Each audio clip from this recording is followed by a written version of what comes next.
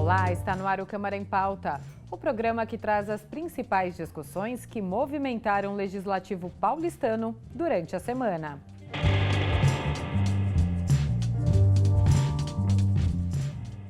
R$ 68,9 bilhões de reais. Este é o orçamento previsto pela Prefeitura para o ano que vem. A proposta orçamentária anual de 2020 foi entregue na última segunda-feira pelo prefeito Bruno Covas.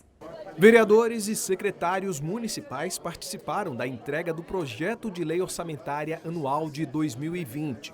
Este ano com uma diferença. O tradicional documento em papel com várias páginas deu lugar a um pendrive, simbolizando a economia pelo qual a gestão do prefeito Bruno Covas quer ser marcada.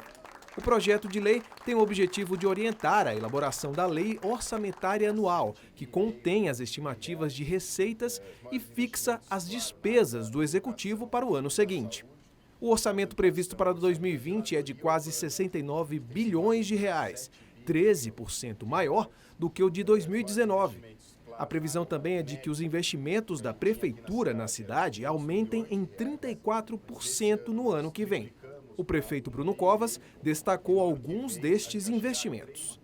Investimentos em especial, por exemplo, na zeladoria, a gente deve crescer bastante a área de recap aqui na cidade de São Paulo. Vamos terminar os 12 CELs que nós encontramos pela metade, os 2 hospitais que nós encontramos pela metade, as 12 UPAs que nós encontramos pela metade. Todas as obras nós vamos terminar no ano que vem. O prefeito também descartou a possibilidade de aumento no IPTU e na tarifa de ônibus em 2020. Em relação ao IPTU, não houve nenhuma lei aprovada esse ano aumentando a carga tributária, muito pelo contrário.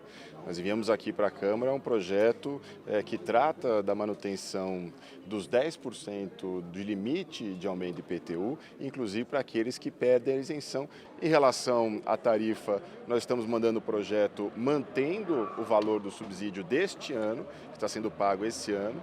Isso tem sido feito, a gente tem conseguido manter graças a uma série de intervenções para poder economizar e gastar, tentar evitar o aumento do subsídio. De acordo com o prefeito, na educação o investimento será de 13,8 bilhões de reais. Na saúde, 11,8 bilhões. Na assistência social, 1 bilhão e 300 milhões. E para a segurança, estão previstos 693 milhões de reais em 2020. O presidente da Câmara, vereador Eduardo Tuma, ressaltou que o Legislativo também vem fazendo a tarefa de casa para ajudar na ampliação dos investimentos em São Paulo.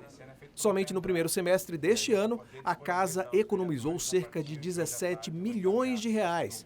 Tradicionalmente, o Legislativo paulistano vem conseguindo devolver o que sobra de seu orçamento aos cofres da Prefeitura, o que não deve ser diferente este ano. É interessante notar aquilo que o prefeito Bruno Covas disse, e eu também digo. O dinheiro bem gasto não é aquele que é gasto, mas sim que é eficientemente investido.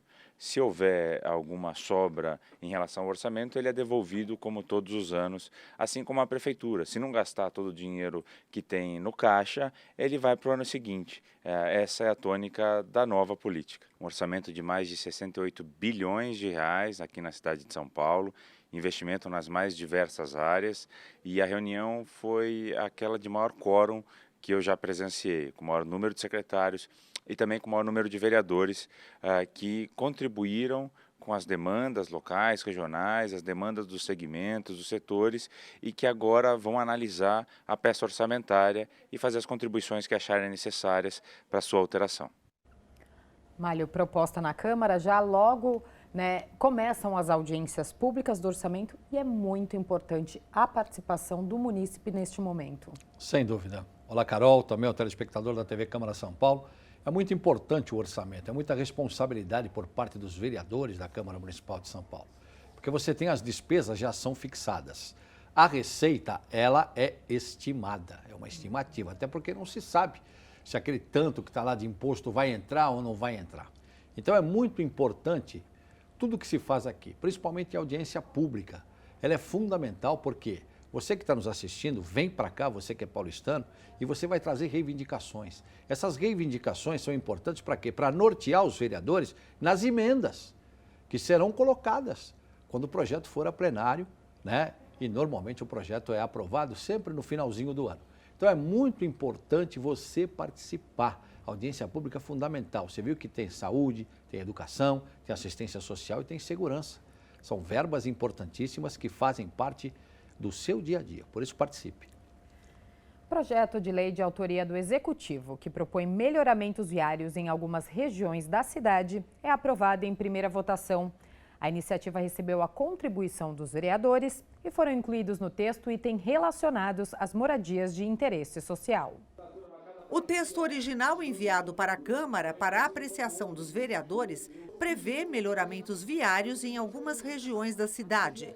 Foi incluso no projeto de lei substitutivo das comissões com questões referentes à moradia de interesse social e uso das verbas destinadas pelo Fundurb, Fundo de Desenvolvimento Urbano, para essa finalidade.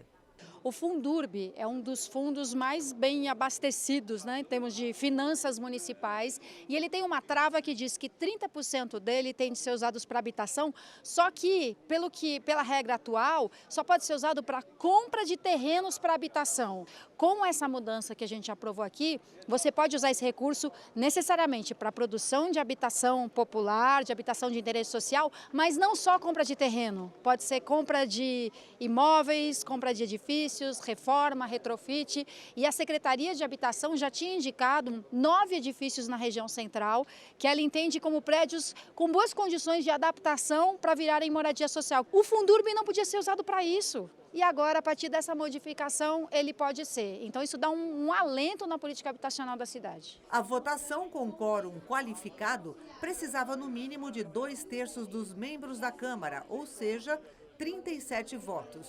E o painel eletrônico registrou o resultado final de 42 votos favoráveis e apenas uma abstenção. Com a aprovação, o projeto segue para a segunda votação em plenário.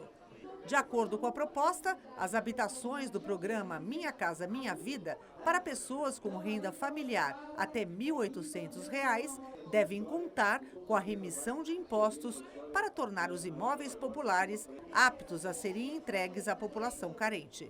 Para que eles possam assinar os contratos com a Caixa, terem o habite das suas unidades e entrarem nas suas unidades. Eu acho que essa é a importância, por isso da votação.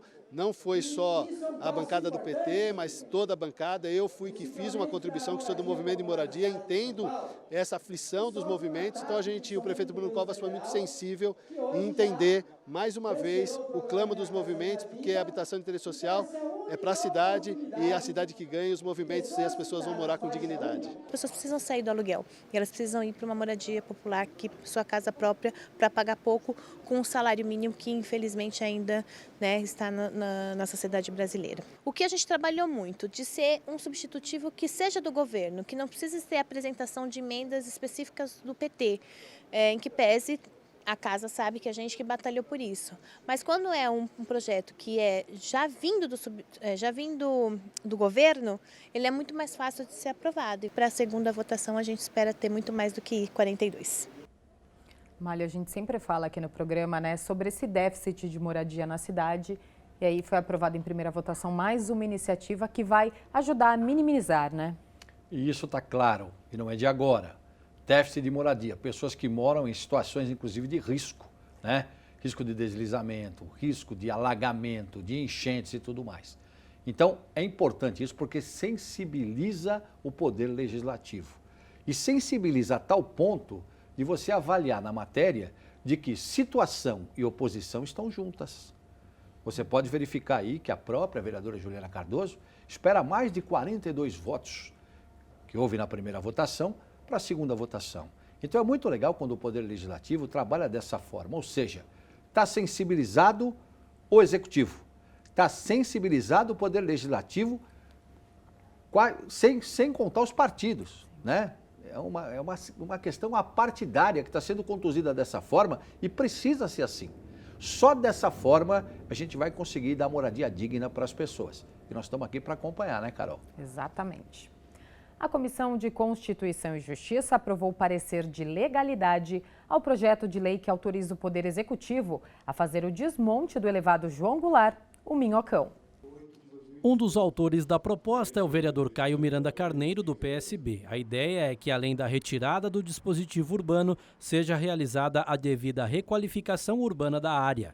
Outro assunto na reunião e que gerou debate foi a proposta do vereador Zé Turim, do PHS, que estabelece multa administrativa para o agressor das vítimas de violência doméstica e familiar.